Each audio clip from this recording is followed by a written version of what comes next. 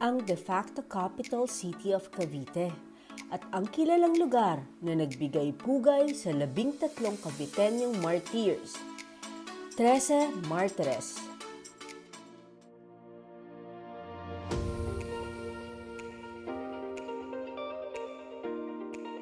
Ang 13 Martires ay isang fourth-class city na mayroong 13 barangay sa probinsya ng Cavite. Ito ay kilala sa dating pangalang Quintana. Ito ang pinakamalaki at pinakamatandang baryo ng bayan ng Tansa. Ang dating buong baryo ng Quintana ay isang friar land of the Santa Cruz de Malabon Estate. Marami ang naganap noong 1954. Ang lugar na ito ay naging charter city. Pinalitan ang pangalan nito mula Quintana to 13 Martires. At ito rin ang naging provincial capital ng Cavite. Inilipat mula Cavite City to 13 Martires. Ang pangalang 13 Martires ay hango sa 13 martyrs mula sa Cavite na pinatay ng mga Spaniards noong panahon ng Philippine Revolution. Ang pangalan ng mga barangays dito ay alinsunod sa 13 martyrs. Sa syudad na ito makikita ang iba't ibang government offices. Siyempre nandirito ang Cavite Provincial Capital, BIR at marami pang iba. Very homey ang provincial capital area. May parking, may stage area at sa gitna ay makikita ang rebulto na Emilio Aguinaldo na nakasakay sa kabayo na nagsisilbing sagisag ng probinsya ng Cavite. Ilang hakbang lang mula sa Capitol ay makikita na ang SM na sa likod nito ay may condominiums pala, malaki. Sa side lang ng SM ay naroon ang isang mataas na tower na sa tuktok naman ay may nakalagay na star. Dito pa lang sa Capitol area, napakarami nang makikita. At busy area talaga ito. Naglibot pa kami patungo sa Naik. At nakita namin ang ginagawa na bagong provincial capital. Grabe ang laki. After ilang minutes, nakita namin ang Kanlungan Cafe. Na-curious kami kung ano ang meron dito, lalo na sa pangalan nito. Kaya sinilip namin sandali at nagkape na rin. Ilang metro din ang layo nito mula sa highway, pero sulit ang pag-check namin. Maraming puno ang nagbibigay lilim sa buong lugar. Malawak ito at very relaxing ang ambience. Marami rin ang naabutan naming tao. Palabas na kami nang mapansin namin ng school na halos katabi nito, ang Notre Dame. Bumalik na kami sa highway at ang next destination ay ang City Hall. Along the highway lang ito at visible talaga. 2-story building ang City Hall. May mga Christmas decorations na. Sa paligid nito ay may ilan pang buildings na sigurado kaming opisina din ito ng 13 Martires City. At may parking area din pala sa lugar. Sa katabing-katabi lang ng City Hall ay naroon na ang famous bantayog ng 13 martyr ng Cavite. Pagdating namin sa lugar, may mga ilang estudyante na tila nagpipictorial kaya hindi kami nagtagal. Pero syempre natutuwa kami dahil bukas ang kanilang isipan at puso sa sakripisyong ginawa ng 13 Caviteñong martyrs. Sa sideline ng bantayog ng 13 martyr ng Cavite ay makikita ang isa pang establishment, ang Walter Mart. Grabe ang tao sa lugar na ito.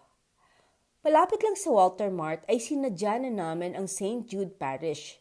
Hindi ito kalakihan pero sinigurado naming dumaan dito. Naabutan naming may mga nagtatrabaho sa loob ng simbahan kaya sandali lang kami dito. Siyempre, hindi nawawala ang pagdarasal at taimtim na pasasalamat at pinuntahan din namin sa harap si St. Jude.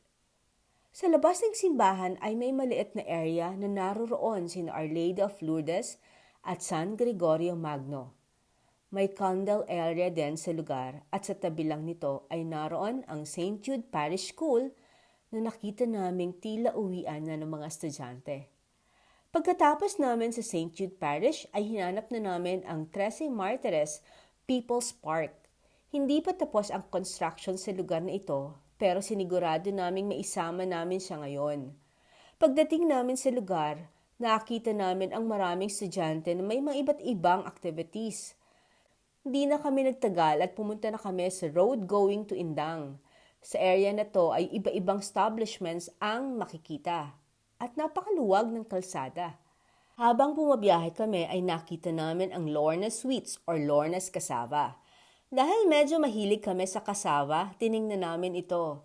Maliit lang ang lugar pero napakasarap ng cassava. Kumbaga, lasang-lasa niyo siya. So go na ulit dahil nabusog na kami. Gusto namin mag-relax ng konti kaya ang sunod naming pinuntahan ay ang Mahogany Falls. Mula sa kanto, ramdam nyo na medyo malamig na ang hangin. Napansin namin ang mga tanim na lettuce, pechay sa right side at may mga nagtatanim pa na naroroon din. Malaki ang area. After a few meters, naroon na kami sa bahay ng may-ari ng Mahogany Falls. May entrance fee na 100 pesos for a day tour at 200 naman kung overnight. Habang papunta kami sa falls, maraming tanim kayong makikita. Mula sa mga gulay, prutas at iba pa. Pero ang kapansin-pansin ay ang daming pang pa-good vibes na mga reminders na nakapastel sa mga puno. Wow! Bago kami bumaba ng hagdan, may mga maliliit na kubo, may parang treehouse din, at yung isang side naman ay may mga upuan lang. Sabi nila, pwede rin mag-tent dito for overnight campers. Bumaba na kami ng hagdan at diretso na sa falls. Ayon sa kasama namin, 124 steps daw ito. Nakakapagod. Pagdating sa falls, masarap pakinggan ang tunog ng agos ng tubig.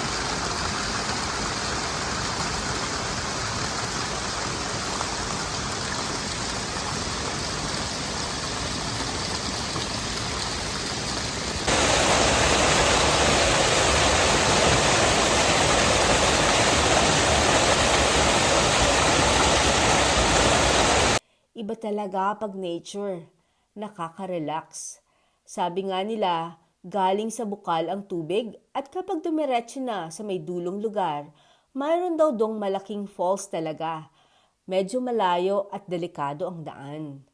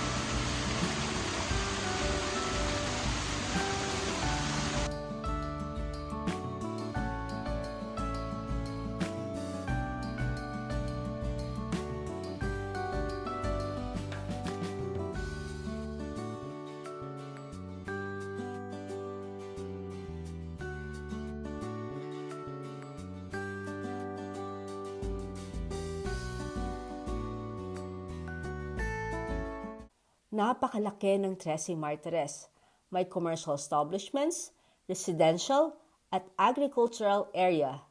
Minsan nakadaan kami sa isang lugar na may mga tanim na saging at iba pang prutas na binibenta din sa tabi. Pero naalala namin ang binanggit ng tourism sa City Hall na isa sa kanilang mga produkto ngayon ay ang banana chips. So naghanap kami ng banana chips maker or manufacturer at nakita namin ang Banana Family Homemade Food at may brand name na Miko's Banana Chips. Siyempre, dinalaw namin sila at nakipagkwentuhan kami sa may-ari nito na sina Jo and Eman. Inalam namin kung paano nga ba sila nag-umpisa at paano nga ba ginagawa ang banana chips. So pinakita nila ito sa atin at nakaka-proud dahil marami na silang sinusuplayan ng mga establishments. Nagsimula po kami na buuhin po yung aming negosyo na Miko's Banana Chips noong pandemya po, 2020. Ako po ay nawala ng trabaho sapagkat po ako ay nag-stop dahil aking nais na yung kaligtasan po ng aking mga anak at aking buong pamilya po. At ito, nabuo po namin ito, yung Migos Banana Chips. And ngayon po ay marami na po kaming sinusuplayan po na mga establishment po tulad po ng Dasal, Aris Punsalan at marami pa pong iba. Ayan. So nung nabanggit ni Emma na 'di ba, pandemic, gusto niya mag-concentrate sa kids saka sa yung safety. Mahirap ba mag-umpisa habang pandemic? Para sa amin po, hindi po gaano dahil pin-provide naman po ni Lord yung kailangan namin. Dahil yung mga saging po na inumpisahan namin is nagmula din po sa bakuran kung saan po kami nakatira. Wow! Start po kami sa 500 pesos na puhunan, labas na po doon yung saging. Dahil libre po namin nakuha yung saging sa mga puno na nakatanim dito sa bakuran. Oo. At saan yung unang binenta yon? Dito lang po sa community. Nag-post lang po kami sa page ng group ng Barangay Conshu. And po may mga umorder po sa amin. Binibenta po namin siya that time ng 3 for 100. Kaya mabilis po namin naubos. Actually 30 pieces lang po yung nagawa namin that time. And sa isang araw lang po naubos po. Naubos siya ng isang araw. Pagkatapos noon, mula sa bakuran, saan na kayo pumunta? Para kumuha ng saging at magbenta. Yes po. Wag po wala na kaming makuha dito sa bakuran namin. Naghanap po kami ng mga nagsusupply dito po sa Barangay Conshu mismo. In-offer po namin yung product for reselling. Kaya po mas mabilis po siyang nade-dispose. Within the week, yung mga products po namin ay nabebenta po namin. And yung mga kakilala po namin, sila po yung mga una namin kinontak para po makabenta kami. Ano yan? Yan ang first step, syempre, ang pagbabalat. Yes po. Ito po, pag nabalatan na po, ibababad po siya sa tubig para po hindi po siya madaling mangitim. Tapos po, ang paggagadgad ay magiging ganito na po siya. Ang next process po natin ay ito pong paggagadgad po. Okay. Mano-mano lang po namin ginagawa ito dahil mas random po kasi talaga namin yung pagmamahal pag sa mano-mano po yung ginagawa namin. Totoo yan. Katapos Then, niyan, ito po, isunod po natin, ay isalang po natin siya. Kailangan po yung mantika po natin ay may marami po dahil kung hindi, magdidikit-dikit po siya. So, ilalagay na po natin saging.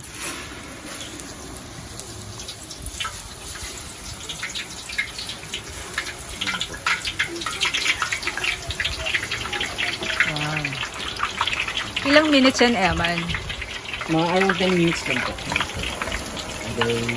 Yan po, haluin lang po natin ang ating banana chips. Kailangan po hindi po siya yung halo na kasi madudurog po siya. Kailangan malumanay lang po.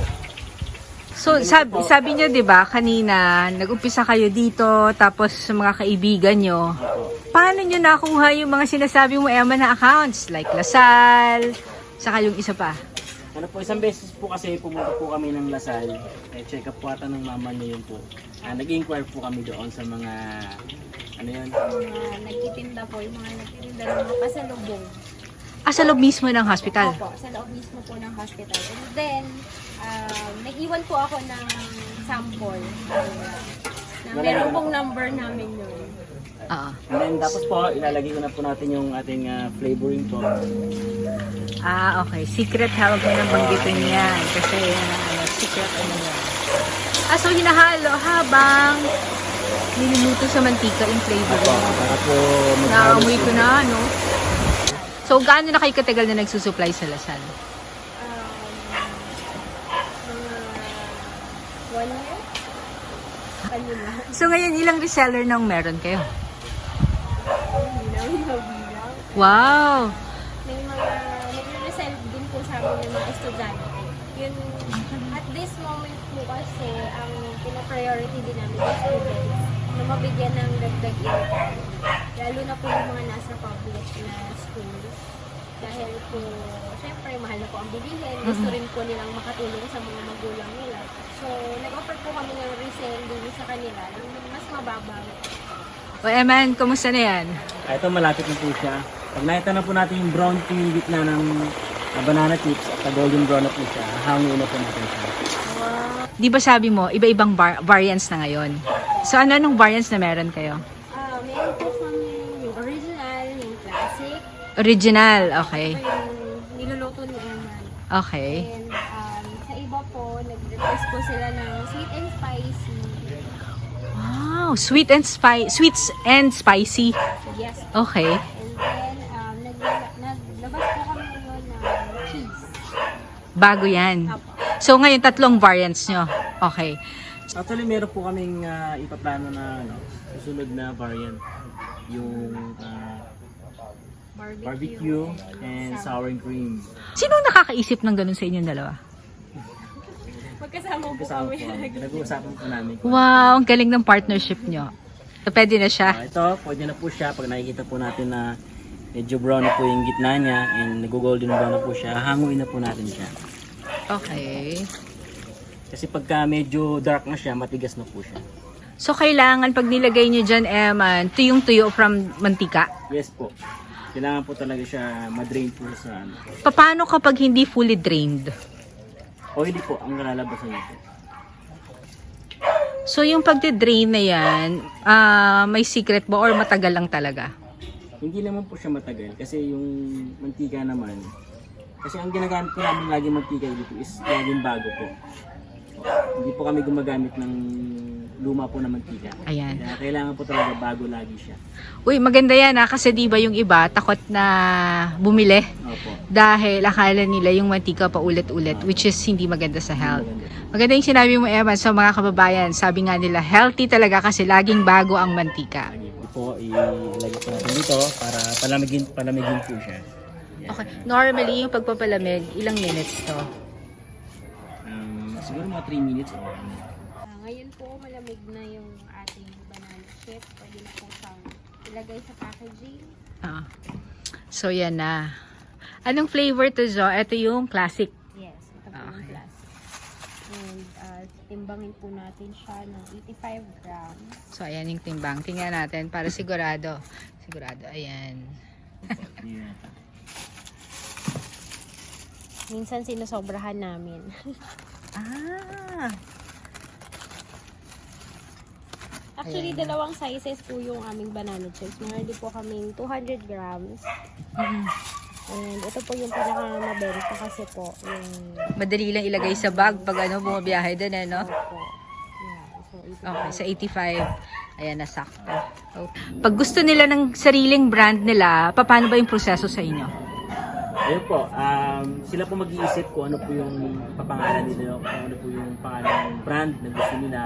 Pero under pa rin po siya ng ano namin, ng The Banana Family po. Kasi tulad ng Lasal, may naglagay po siya ng pangalan nila, pero nandun po yung pangalan ng The Banana Family po sa ilalim ng label po. Ilan ang minimum requirements nyo para maging reseller sila? Kunwari, ilan ang kailangang bilhin? Sa 50, ngayon po nasa 100 pieces na po. 100 pieces ang kailangan bilhin bago maging reseller. Okay. punta po kayo sa aming Facebook page, The Banana Family.